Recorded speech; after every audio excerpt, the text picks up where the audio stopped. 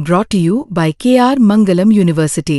We provide you the platform to turn your dreams into reality. Give wings to your aspirations with KR Mangalam University. Lucknow में एक 2.5 साल की बच्ची के साथ दीपक नाम का एक शख्स दरिंदगी करता है। लड़की को मरा सोचकर वो वहां से दरिंदगी कर भाग जाता है। लेकिन आज सुबह यानी 6 तारीख की सुबह पुलिस उसे पकड़ती है।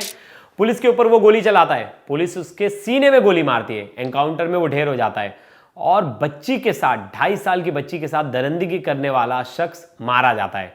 ये खबर एक तरह से देखा जाए तो पुलिस के लिए भी मतलब ऐसा कहा जाए कि पहले तो किसी लड़की का किडनैप होना, किसी बच्ची का किडनैप होना अपने आप में एक बहुत बड़ा क्राइम है और मतलब उस एरिया के लॉ एंड ऑर्डर पे एक सवालिया निशान तो जरूर खड़ा करता है। लेकिन दूसरी तरफ जो एक्शन यूपी में, अगर आप महिलाओं के साथ कोई क्राइम करोगे तो सीधा एक्शन होगा। सीधा एक्शन वही होगा जो आपने देखा, एनकाउंटर हो गया। अब पुलिस कह रही है कि वो पुलिस के ऊपर गोली चलाने की उसने कोशिश की, जवाबी फायरिंग में उसकी जान चली गई। तो क्या है ये पूरी खबर? लखनऊ से किस बच्ची के साथ ये दरिंदगी हुई, कब हुई, क्या हुआ, ये पूरा मामला मैं इस वीडियो में समझाऊंगा।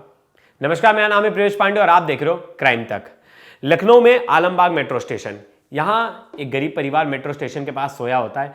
उसके साथ माँ बाप के साथ उनकी एक 2.5 साल की बच्ची थी, वो भी सोई थी। 3:30 और 3 बजे के आसपास वहाँ दीपक वर्मा नाम का शख्स पहुँचता है जिसकी उम्र 24 साल है। ये वहाँ आराम से धीरे धीरे चल के जाता है और माँ बाप के साथ जो बच्ची सोई थी उसे उठाकर लेके चला जाता है। उठाकर लेके जाता है, थोड़े ही दूर पर मेट्रो स्टेशन का लिफ्ट होता है। उस लिफ्ट से वो उसे दूसरी जगह लेके जाता है और वहाँ बच्ची के साथ दरिंदगी करता है। अब इसका सीसीटीवी फुटेज भी सामने आया, उसमें दिख रहा था कि कैसे उसने बच्ची को उठाया और वहाँ ले जाकर उसने उसके साथ दरिंदगी की और उसे छोड़ दिया। उसे लगा कि बच्ची मर गई है और वहाँ से वो भाग जाता है।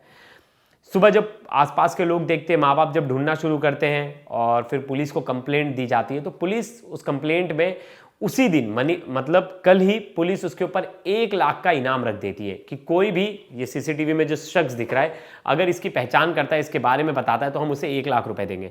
शाम तक पुलिस उसको देखता है कि उसके पास एक स्कूटी थी और उस स्कूटी का नंबर सीसीटीवी में आ जाता है। लेकिन यह आरोपी जो है दीपक वर्मा, ये करता क्या है और ये स्टेशन के पास क्या कर रहा था? तो 2 चीज थी। ये ट्रेन में अवैध तरीके से पानी बेचता था। ये पानी बेचने का काम करता था, पानी बेचने वाला वेंडर था। वो भी सरकारी नहीं, ना किसी का टेंडर है, अवैध तरीके से पानी बेचता था।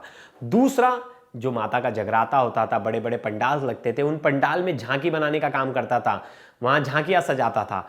तो इसका दूसरा काम ये था। और ये रहने वाला भी लखनऊ का ही था, लखनऊ के एक इलाके से आता है ये भी। और स्टेशन पे इसका आना जाना इसलिए लगा रहता था क्योंकि वहां वो पानी बेचता था मेट्रो स्टेशन में और बहुत सारे स्टेशंस में ट्रेन के अंदर पानी बेचता था।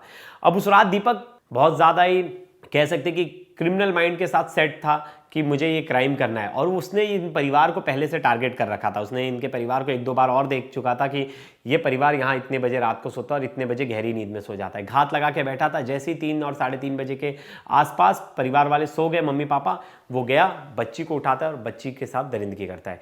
जिसके बाद सुबह से ही पुलिस इसे ढूंढने में लग जाती है। पुलिस के पास सीसीटीवी में 2 सबूत होते हैं। एक तो इसका चेहरा दिख जाता है, ये कौन है, और दूसरा इसकी स्कूटी का फोटो आ जाता है। स्कूटी से इसका पता, इसके बारे में सब कुछ इंफॉर्मेशन जो है पुलिस निकाल लेती है। फिर पुलिस के पास इसका मोबाइल नंबर आता है। मोबाइल नंबर से इसकी लोकेशन जो ट्रेस होती है वो पता चलता है कि पास के ही एक गन्ने के खेत के पास, वहां से 5 किलोमीटर की दूरी पे इसकी लोकेशन आई है और ये भागने की कोशिश कर रहा था। ये जो पूरी वीडियो थी सीसीटीवी फुटेज वो 2.5 मिनट की थी और उसमें ये दिख भी रहा है, एक अहम सबूत था जिसमें दरिंदगी करते हुए ये नजर आया। अब जिसके बाद पुलिस ने इसे ट्रेस किया, पुलिस वहां पहुंची तो पुलिस ने इसे कहा सरेंडर कर दो। पुलिस इसे पकड़ने की कोशिश की तो इसने पुलिस पर जवाबी हमला कर दिया। पुलिस के ऊपर जब हमला किया तो पुलिस ने भी अपने बचाव में इसके ऊपर गोली चला दी, जिसके बाद इसके सीधे सीने में जाकर गोली लगी और ये जगह पर ही ढेर हो गया। अस्पताल इसे ले जाया गया लेकिन अस्पताल में जाते जाते इसकी मौत हो गई। तो यूपी पुलिस ने तो अपना फंडा साफ रखा है कि अगर किसी महिला के साथ जाती होगी, अगर किसी महिला के साथ कुछ गलत होगा तो 0 टॉलरेंस की पॉलिसी है। और आपने ऐसे पिछले कई केसेस देखे होंगे जहां रेप केसेस, जहां ऐसे केसेस आ रहे हैं, पुलिस का एकदम स्ट्रिक्ट एक्शन है कि अगर कोई आरोपी ऐसा कुछ करता है यूपी में महिलाओं के साथ तो उसको सही जवाब दिया जाएगा और दे भी रही है। और पुलिस गोली खाने तो आई नहीं है, कोई गोली मारेगा तो उसका जवाब दिया जाएगा और पुलिस ने भी उसका जवाब दिया। तो ये थी पूरी खबर लखनऊ से। और एक तरह से देखा जाए तो मेट्रो स्टेशन पे सिक्योरिटी बढ़ाने का भी बहुत अहम रोल पुलिस का ही है कि पुलिस वहाँ सिक्योरिटी क्यों नहीं थी, रात को क्या सीसीटीवी फुटेज मॉनिटरिंग नहीं की जाते। आपको पता है स्टेशन जैसे इलाकों में इस तरह के क्राइम्स बहुत ज़्यादा होते, तो वहाँ पुलिस की चेकिंग नहीं थी। तो ये सब चीज़ें तो बहुत इंपॉर्टेंट है, जहाँ पुलिस पर भी सवालिया निशान खड़े होते हैं। और मेट्रो जिसके डिपार्टमेंट में आता है, मेट्रो की क्या सिक्योरिटी थी, मतलब मेट्रो जैसे एरिया में, मेट्रो स्टेशन जैसे एरिया में अगर ऐसी वारदात होती है तो ये वहाँ के प्रशासन पे भी बड़ा सवाल है। और आने वाले टाइम में देखना होगा कि क्या लखनऊ जैसे कैपिटल में अगर इस तरह की घटना होती है तो आम जिले हैं वो कितने ज़्यादा सुरक्षित हैं।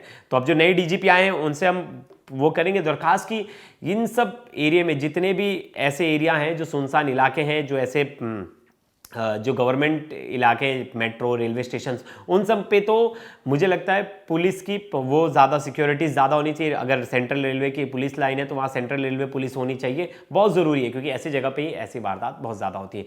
तो दोस्तों ढेर सारे कमेंट कीजिएगा और पुलिस को टैग कीजिएगा इस वीडियो में। धन्यवाद।